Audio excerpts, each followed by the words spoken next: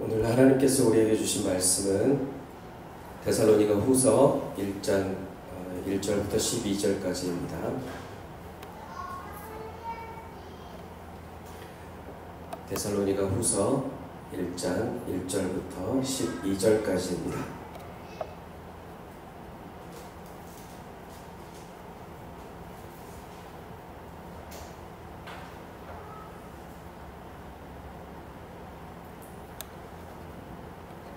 제가 한 절, 여러분이 한 절 교독하시겠습니다. 바울과 실로아노와 디모데는 하나님 우리 아버지와 주 예수 그리스도 안에 있는 데살로니가인의 교회에 편지하노니 하나님 아버지와 주 예수 그리스도로부터 은혜와 평강이 너희에게 있을지어다. 형제들아, 우리가 너희를 위하여 항상 하나님께 감사할지니 이것이 당연함은 너희의 믿음이 더욱 자라고 너희가 다 각기 서로 사랑함이 풍성함이니 너희가 가지고 있는 모든 박해와 환난 중에서 너희 인내와 믿음으로 말미암아 하나님의 여러 교회에서 우리가 친히 잘하노라. 이는 하나님의 공의로운 심판의 표요 너희로 하여금 하나님의 나라에 합당한 자로 여김을 받게 하려 함이니 그 나라를 위하여 너희가 또한 고난을 받으리라. 너희로 환난을 받게 하는 자들에게는 환난으로 갚으시고 환난을 받는 너희에게는 우리와 함께 안식으로 갚으시는 것이 하나님의 공이시니 주 예수께서 자기의 능력의 천사들과 함께 하늘로부터 불꽃 가운데 나타나실 때 하나님의 모든 자들과 우리 주 예수의 복음에 복종하지 않는 자들에게 형벌을 내리시니 이런 자들은 주의 얼굴과 그의 힘의 영광을 떠나 영원한 멸망의 형벌을 받으리로다. 그날에 그가 강림하사 그의 성도들에게서 영광을 받으시고 모든 믿는 자들에게서 놀랍게 영광을 얻으시니 이는 우리의 증거가 너희에게 믿어졌습니다. 이러므로 우리도 항상 너희를 위하여 기도함은 우리 하나님이 너희를 그 부르심에 합당한 자로 여기시고 모든 선을 기뻐함과 믿음의 역사를 능력으로 이루게 하시고 우리 하나님과 주 예수 그리스도의 은혜대로 우리 주 예수의 이름이 너희 가운데서 영광을 받으시고 너희도 그 안에서 영광을 받게 하려 함이라. 아멘. 우리 양수인 주사님 기도가 거의 그 시를 읊는 듯한 너무 좋았습니다. 오늘 데살로니가 후서 말씀을 매일 아침 묵상하고 있는데요. 오늘은 데살로니가 전서가 어제까지 끝났고 오늘부터 데살로니가 후서 1장 말씀입니다. 바울과 신라, 또 실루아노라고 부르죠. 바울과 신라와 디모데가 데살로니가 교회에 쓴 두 번째 편지입니다. 1절에서 데살로니가 교회를 소개하는 표현이 대단히 인상적인데요. 아버지와 예수 안에 있는 데살로니가 교회입니다. 안에 있다라는 것은 무슨 뜻일까요? 요한복음 1장 1절은 이렇게 말하고 있습니다. 자, 시작. 태초에 말씀이 계시니라. 이 말씀이 하나님과 함께 계셨으니 이 말씀은 곧 하나님이시니라. 아멘. 여기서 태초는 두 가지 태초가 있는데 성경에 요한복음의 태초는 온 우주가 만들어지기 전에 창세 전, 창조 전의 태초를 말합니다. 창세기 1장 1절에 나오는 태초에는 세상이 만들어지는 그 시점을 말하는 태초입니다. 그래서 오늘 요한복음 1장 1절에 이 태초에는요 창세 전을 말하는데요. 창세 전에 말씀이신 아들이 아버지와 함께 있었다. 즉 아들이 아버지 안에 있었다. 즉 아버지 품속에 있었다라는 뜻입니다. 요한복음 17장 21절은 이 부분을 좀 더 구체적으로 설명하고 있는데요. 이렇게 말하고 있습니다. 읽어볼까요? 시작. 아버지께서 내 안에, 내가 아버지 안에. 이렇게 이게 태초에 말씀이 함께 있었다라는 의미입니다. 품속에 있었다는 뜻이죠. 창세 전 아들이 아버지 품속에 있었듯이 오늘 데살로니가 교회가 아버지와 아들의 품속에 있다라고 시작하는 것입니다. 서두에서 여러분 러시아 인형 중에 그 마트료시카라고 들어보셨습니까? 이렇게 생겼는데 이제 색이 칠해져 있죠, 그 인형. 그래서 이 품속이라는 걸 이런 것입니다. 이게 태초에 아버지가 계셨다고 해요. 그러면 이 아버지가 아들을 낳으셨어요. 근데 아들도 하나님이시죠. 그래서 이렇게 열면 아들이 있는 것입니다. 그러니까 엄마가 아이를 잉태한 것과 비슷해요. 그래서 품속에 있는 것입니다. 데살로니가 교인들은 그럼 어디에 있을까요?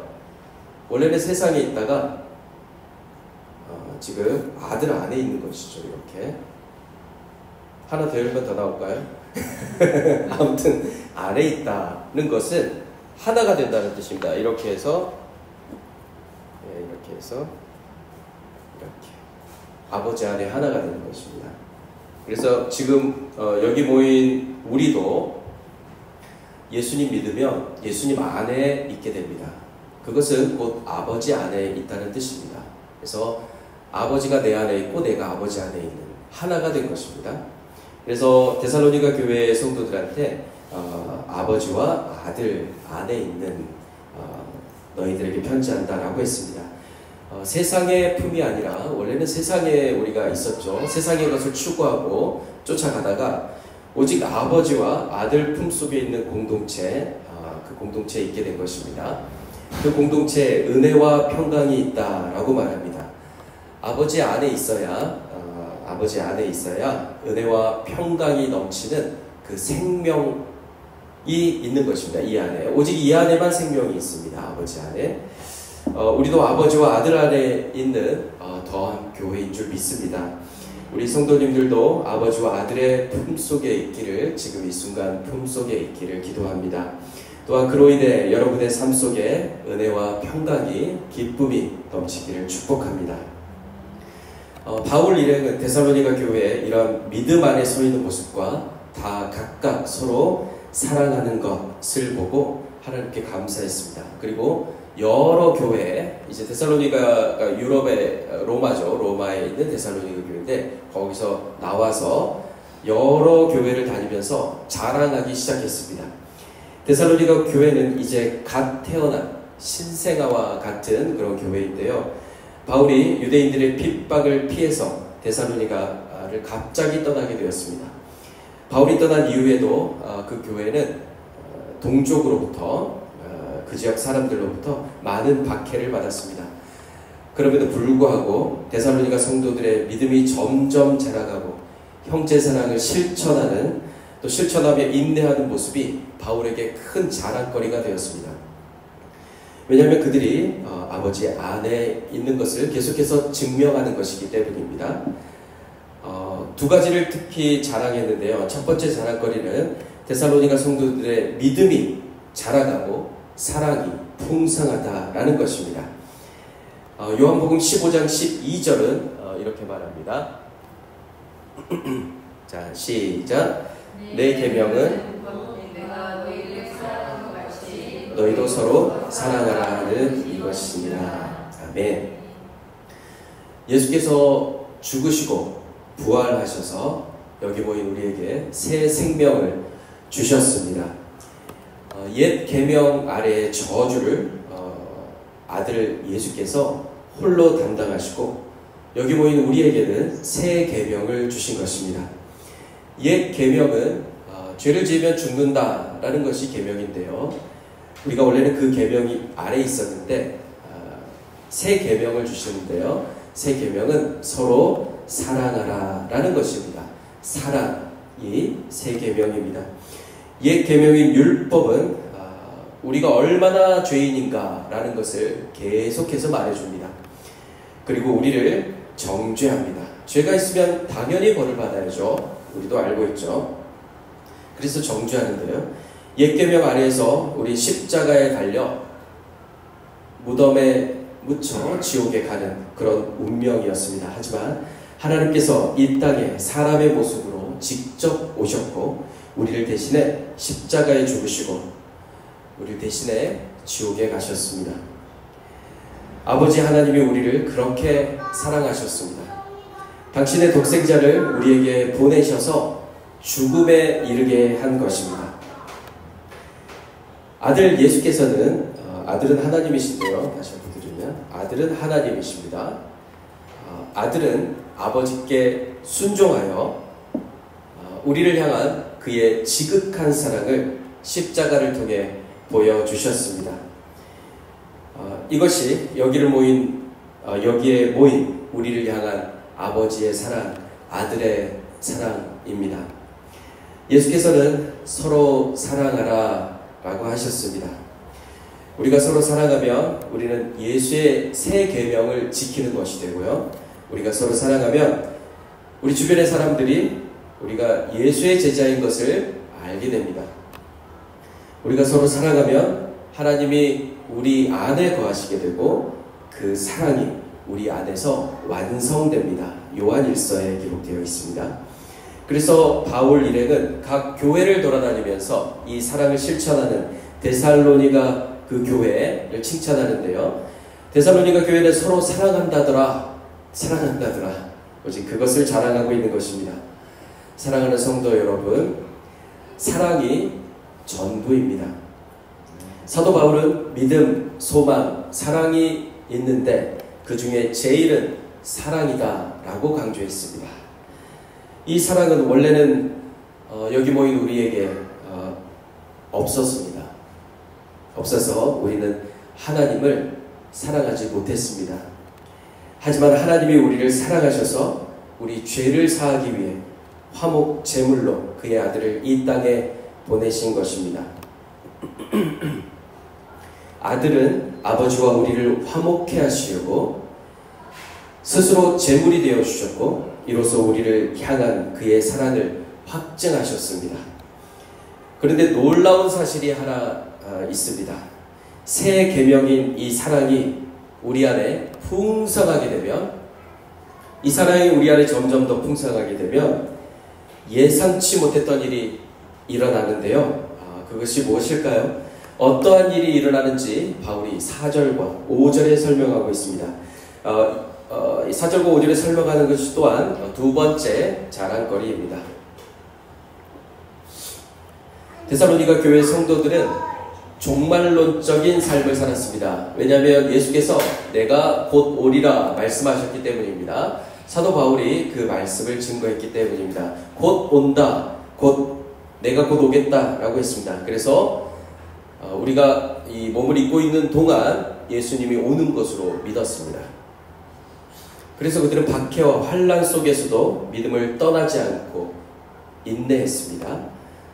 이러한 고난을 오늘 성경은 공의로운 심판의 표라고 말하고 있습니다. 공의로운 심판의 표는 성도가 하나님 나라에 합당한 자임을 드러내는 증거입니다. 하늘나라의 표라고도 할 수 있습니다. 티켓. 이것은 하나님 나라와 예수로 인해 받는 고난인데요. 여기 고난은 사도 베드로는 그 고난에 대해서 다음과 같이 말합니다. 베드로전서 4장 14절부터 17절입니다. 여러 가지 성경 중에 쉬운 성경이 가장 정확하게 알아듣기 쉽도록 번역을 해뒀습니다. 그래서 쉬운 성경으로 읽겠습니다. 시작. 그리스도의 이름 때문에 모욕을 받는다면 그것은 도리어 복입니다. 이는 영광의 영이신 하나님의 성령이 여러분과 함께 계시다는 표시이기 때문입니다. 누구든지 사람을 죽이거나 도적질하거나 다른 사람을 괴롭힌 죄로 고난받지 않도록 하십시오. 그러나 그리스도인이라는 이유로 고난을 받았다면 부끄러워할 필요가 없습니다. 오히려 그리스도인이라는 이름을 얻게 된 것에 대해 하나님께 찬양을 올려드리십시오. 심판의 때가 이제 시작되었습니다. 그 심판은 먼저 하나님의 자녀들부터 시작합니다. 믿는 우리들에게 심판이 있다면 하나님의 복음에 순종하지 않는 사람들은 어떻게 되겠습니까? 아멘. 심판이 이미 시작되었다. 그러니까 우리는 그리스도인은 이 땅을 살아가면서 심판 가운데 있는 것입니다. 하지만 마지막 심판 때는 심판을 받지 않는 것입니다. 우리는 의롭기 때문에 이 땅에서 계속해서 심판을 받으며 고난 가운데 하나님께 영광을 올려드리는 것입니다. 그 고난 가운데 승리하면서 영광을 올려드리는 것이죠. 사랑하는 성도 여러분, 예수 잘 믿는데 오직 예수님만 살아가며 그의 행하심을 따라 살려고 하는데 고난이 닥쳐오면 그 고난에 참여하는 것 자체가 복입니다. 어렵고 힘들고 고통스러울 수 있습니다. 고난 가운데 우리의 영혼은 짓눌리고 그것이 마치 하나님 계시지 않는 것처럼 하나님이 나를 완전히 외면하고 버리신 것처럼 느껴지게 합니다. 그러나 고난은 예수님 믿다가 받는 고난들은 하나님의 사랑과 살아계심을 보여주는 영광스러운 증표입니다. 내가 그리스도인이 되었다는 증표입니다. 그분의 공의로운 심판은 나에게 고난, 내 이름으로 찾아옵니다. 매일매일이 그렇습니다. 그것은 내가 예수 믿기 때문에 감당해야 할 재정적인 손실일 수 있습니다. 그것은 내가 예수 믿기 때문에 감당해야 할 사람들이 주는 상처일 수 있습니다. 그것은 이해할 수 없는 인생에 갑자기 닥쳐온 시련일 수도 있습니다. 그런 고난이 올 때 사랑하는 성도 여러분, 이것을 이상히 여기지 마시기 바랍니다. 왜냐하면 이 일은 높으신 분의 섭리하심 가운데 있기 때문입니다. 분명 감당하기 어려울 만큼 우리를 흔들어대고 깊은 수렁으로 빠지게 하며 더 이상 살 소망까지 끊어지게 할 만큼 우리를 무너뜨리기도 합니다. 그러나 우리는 반드시 기억해야 합니다. 모든 일은 하나님의 섭리하심 가운데 있습니다. Every works are in His providence. 그래서 고난 중에 있다 할지라도 우리는 데살로니가전서 5장 16절부터 18절과 같이 이렇게 고백할 수 있는 것입니다. 우리 같이 읽어볼까요? 자, 시작. 항상 기뻐하라. 쉬지 말고 기도하라. 범사에 감사하라. 이는 그리스도 예수 안에서 너희를 향한 하나님의 뜻이니라. 아멘. 특정한 시간에 특정한 일에 대해서만 이렇게 하라는 것이 아닙니다. 일이 잘 풀리고 이곳에 모여서 이렇게 찬양하고 기도할 때만이 아니라 삶의 모든 시간, 모든 장소, 모든 상황 속에서 우리 하나님 기뻐하며 기도하며 또 감사하는 게 우리 그리스도인으로서 해야 할 일이라는 것입니다. 왜냐하면 우리를 향한 하나님의 뜻은 고난이든 그렇지 않든 모두 다 선하시기 때문입니다. 우리는 약속을 받은 자녀이기 때문에 즐거워하고 기뻐하며 이 일을 허락하신 하나님께 영광을 올려드릴 수 있습니다. 우리는 약속을 받은 자녀입니다. 이 약속은 어떤 약속입니까? 예레미야서에 나온 것처럼 내가 과연 너희를 버리지 않고 너희를 떠나지 않겠다 라고 한 새 약속입니다. 영원한 하나님 나라에 속한 우리에게 하나님은 감당할 수 있는 만큼의 고난을 허락하시고 또 피할 길을 주시는 걸 믿으시기 바랍니다. 베드로전서 1장 7절을 쉬운 성경으로 읽어보겠습니다. 우리에게 고난 주시는데요, 하나님이 주시는 고난입니다. 여러 가지 현상으로 또 여러 가지 상황으로 주시는데요. 베드로전서 1장 7절입니다. 시작. 이 시험들은 여러분의 믿음이 얼마나 강하고 순수한지 알아보기 위한 것일 뿐입니다. 순수한 믿음은 금보다도 훨씬 귀합니다. 금은 불에 의해 단련되기는 하지만 시간이 흐르면 닳아 없어지고 마는 것입니다.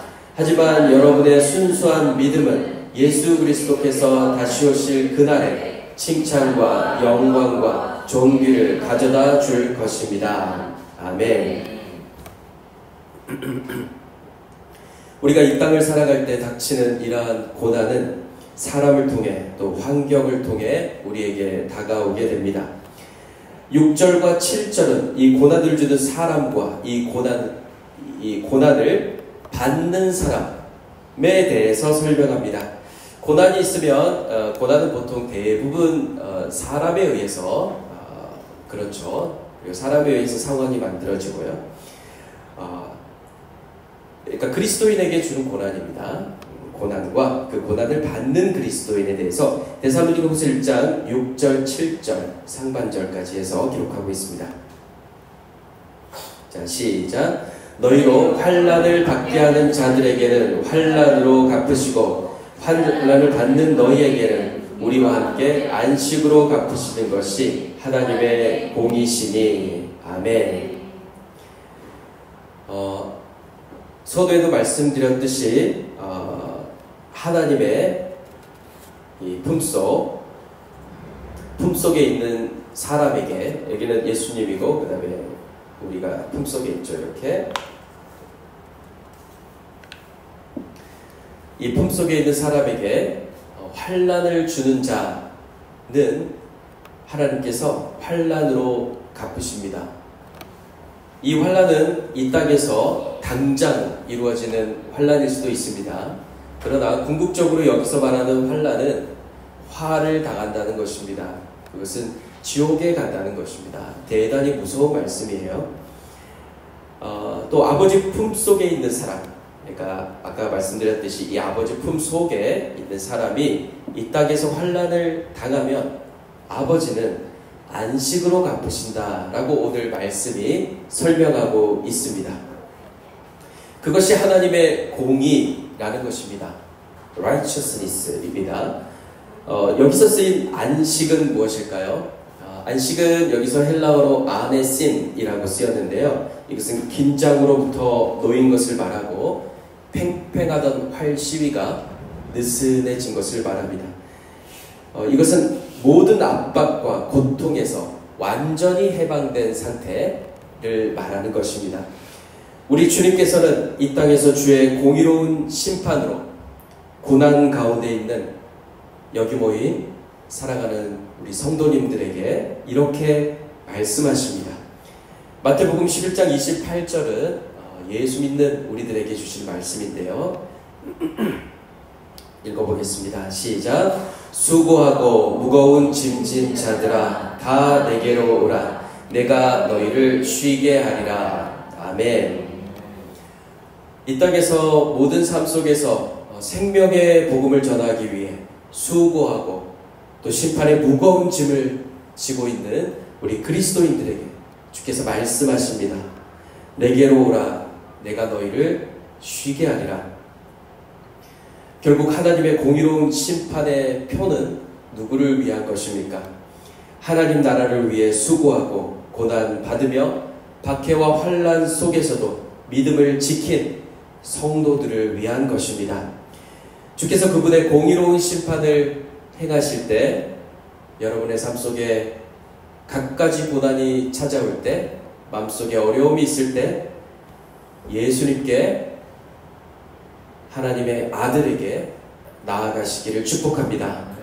그러면 하나님의 아들 안에 쉼이 있습니다. 아무리 크고 또 높은 산과 같은 거대한 문제일지라도 그것을 가지고 우리 주님 앞으로 나아가십시오. 믿음으로 주께 나아가면 크고 높아 보였던 그 산은 스룹바벨 앞에 평지가 되었던 것처럼 순식간에 평지가 되고 말 것입니다. 여러분도 인생에서 경험하셨고 저도 경험했습니다. 거대한 산이 순식간에 사라지고 오늘 주께서 말씀하신 안식이 찾아오는 것입니다. 그 안식은 오직 아들 안에만 있는 것입니다. 오직 아버지 안에만 있는 것입니다. 그리스도인에게 있어서 이 땅의 삶은 아버지의 품속, 공의의 심판, 또 예수 안에 안식의 날들입니다. 그 날들의 연속입니다. 왜 그렇습니까? 그것은 우리를 거룩하고 흠이 없게 하셔서 하나님 나라에 합당한 자로 오늘 하루를 살게 하시기 위함입니다. 품속, 심판, 안식이 이 땅에서 계속되는 것이죠. 우리가 육체를 입고 있기 때문에 하나님께서 영광 받으시기를 원하시는 것입니다. 우리의 싸움을 우리가 이기는 것을 보고 또 이기게 하십니다. 이 땅을 살아갈 때 매일매일의 안식에 거하는 사람은 주님 다시 오실 때 또한 영원한 안식에 들어가게 됩니다.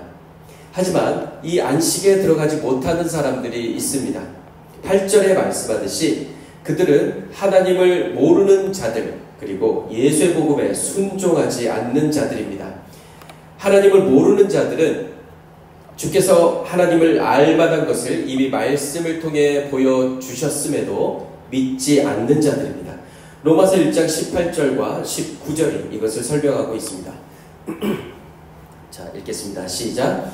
하나님의 진노가 불의로 진리를 막는 사람들의 모든 경건하지 않음과 불의에 대하여 하늘로부터 나타나나니 이는 하나님을 알 만한 것이 그들에게 보임이라. 하나님께서 이를 그들에게 보이셨느니라. 아멘. 예. 하나님을 모르는 자들은 이 말씀처럼 이렇게 보고도 믿지 않는 것입니다. 그리고 예수의 복음에 복종하지 않는 자들이 나오는데요.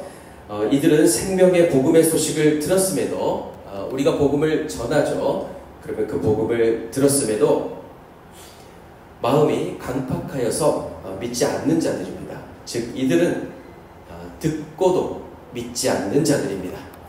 하나님께서 그분을 알 만한 것을 온 세상의 모든 만물과 그들의 양심을 통해서 나타내시고 또 보여주고 있는데 믿지 않는 자들이 있고요.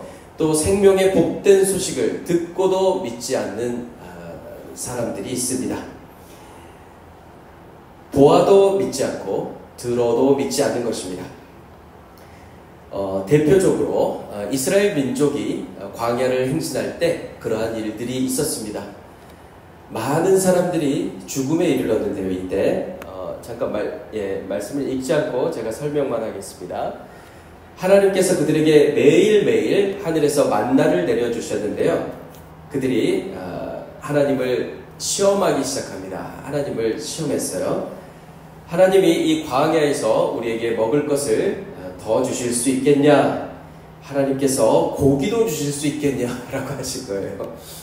하나님 주신 거에 감사하지 않고 다른 이방인들이 잘 먹고 잘 사는 것, 우리 옆집은 더 잘 사는데 왜 우리 집 못 사냐?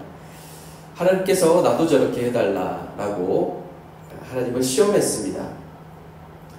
제가 뮤지컬 이렇게 가사를 쓰는 걸 좋아하는데요. 이 제목을 한번 지어보면 돈 줘, 돈 줘, 돈 줘. Give me money, give me money, give me money, more, more, more 라고 짓고 있습니다. 그래서 이 내용도 써놨는데 조만간 발표하도록 하겠습니다.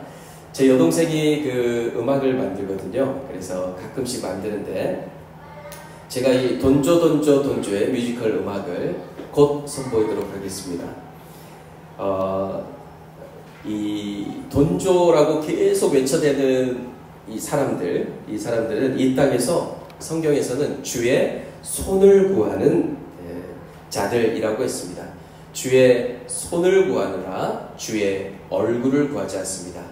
주의 손을 구한다는 것은 하나님 만드신 이 땅에서 더 잘 살려고 남보다 더 잘 살고 더 많은 걸 얻으려고 주신 거에 만족하지 않고 더 잘 살게 해달라고 외쳐내는 것입니다. 그리고 남을 부러워하고 그런 것이죠. 근데 하나님의 얼굴을 구한다는 것은 하나님의 품속에 거하는 삶을 말하는 것입니다.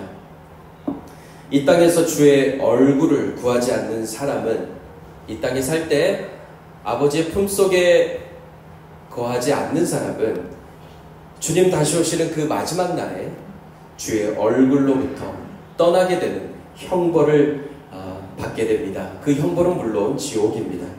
왜냐하면 22절이 이렇게 설명하고 있습니다. 같이 읽겠습니다. 시작. 이는 하나님을 믿지 아니하며 그의 구원을 의지하지 아니한 때문이로다. 아멘.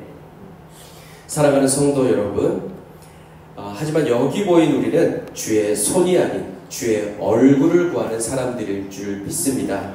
히브리서 4장 16절은 이렇게 말합니다. 그러므로 우리는 긍휼하심을 따라 긍휼하심을 받고 때를 따라 돕는 은혜를 얻기 위하여 은혜의 보좌 앞에 담대히 나아갈 것이니라. 아멘. 우리는 날마다 주의 얼굴을 구하며 담대히 주님의 보좌 앞으로 나아가는 사람들입니다. 우리는 이 땅에서 날마다 주의 얼굴을 구하다가 마지막 날 주님 다시 오실 때 마침내 주의 얼굴을 보게 될 것입니다. 주님과 함께 영원히 그분의 품속에서 거하게 되는 것입니다. 그곳에는 더 이상 심판이 없고 더 이상 고난이 없습니다. 그리스도인은 이미 구원받은 성도이며 하나님의 백성이지만 여전히 이 땅에 살 때 하나님의 부르심에 합당한 삶을 살아가야 합니다. 고난 받기도 하고 박해와 환난을 통해 어려움을 당하기도 합니다. 하지만 마지막 날에 이루어질 영광과 하나님 품속에서 누리게 될 그 안식을 바라보며 오늘 필요한 성령의 도움, 그 도움을 구하며 살아가야 할 것입니다. 오늘 우리를 아버지의 품속에 거하게 하시고 또 오늘 고난을 통해 우리에게 공의로운 심판의 표를 주시며 예수의 안식으로 들어가게 하시는 우리 사랑이 많으신 주님, 이로 인해 우리를 하나님 나라에 합당한 자로 오늘 하루 세우신 참으로 사랑이 많으신 우리 주님을 찬양합니다. 아멘. 기도하겠습니다. 하나님 감사합니다. 우리를 너무도 사랑하셔서 이 순간 아버지의 품속에 또 아들의 품속에 있게 하시니 감사합니다. 믿음으로 아버지 앞에 나아가기 원합니다. 주님, 이 땅에서 우리가 이 세상의 여러 가지 어려움으로 고난받을 때 그것은 아버지가 우리에게 주시는 고난이며 그것은 공의로운 심판의 표임을 믿습니다. 하나님 아버지, 우리가 고난이 올 때 기쁨으로 감사하며 찬양하며 주님 앞에 나아가기 원합니다. 고난이 찾아올 때 그 고난을 준 상황이나 사람들을 원망하지 않기 원합니다. 우리에게 담대한 믿음 주셔서 그 모든 상황에서 기쁨으로 믿음 가운데 담대히 주님의 보좌 앞에 나아갈 수 있도록 하옵소서. 우리 더 함께 성도들을 지켜주옵소서. 예수님의 이름으로 기도합니다. 아멘.